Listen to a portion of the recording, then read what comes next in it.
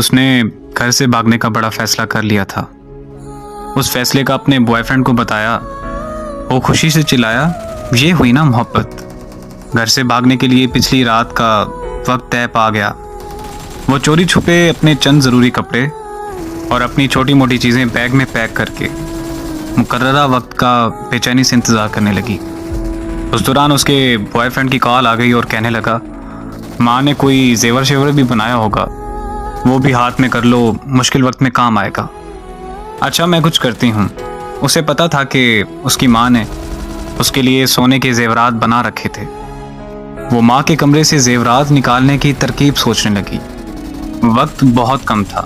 وہ جیسے ہی اپنی ماں کے کمرے کی طرف بڑھی، ماں کمرے کا دروازہ کھول کر باہر آ گئی۔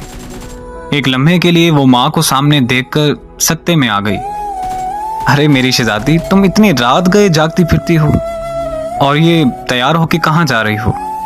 وہی تو بتانے آ رہی تھی، رات کو لیٹ فون آیا تھا، یونیورسٹی والوں نے ایمرجنسی کچھ کام کے لیے بلایا ہے، میری کچھ سہیلیاں بھی جا رہی ہیں۔ اس نے خود کو سنبھالتے ہوئے جھوٹ گڑھ دیا۔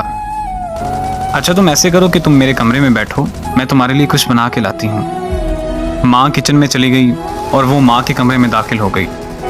اس نے جلدی سے پیٹی کا دروازہ کھولا اور اس کی نظر سب سے پہلے اپنے لیے بنے لال رنگ کے لہنگے پر پڑی، جو اس کی ماں نے شادی والے دن کے لیے اس کی پسند سے بنوایا تھا۔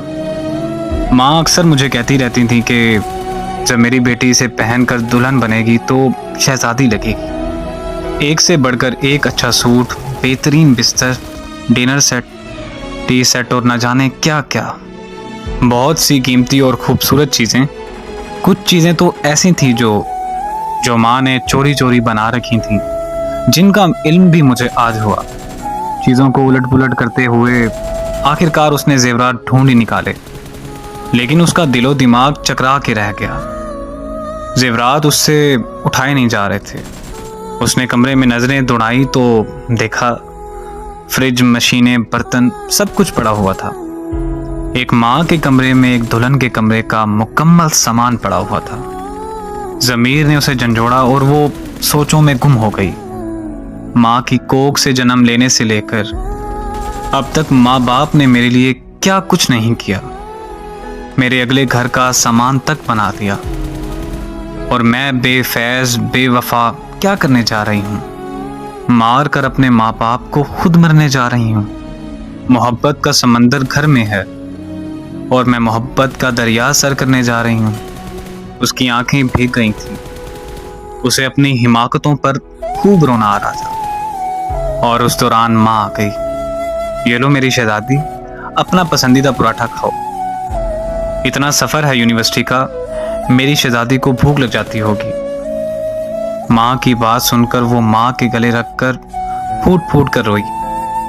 ماں نے ماتھا چوم کر آنسو صاف کرتے ہوئے پوچھا، میری شہزادی کیوں رو رہی ہو؟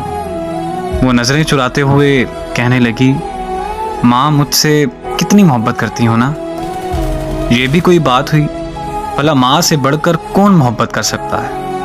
اس دوران اس کے موبائل کی گھنٹی بار بار بجنے لگی۔ اس نے کال کاٹتے ہوئے میسج لکھا، سوری میں نہیں آ سکتی، اور میں کبھی نہیں آ سکتی۔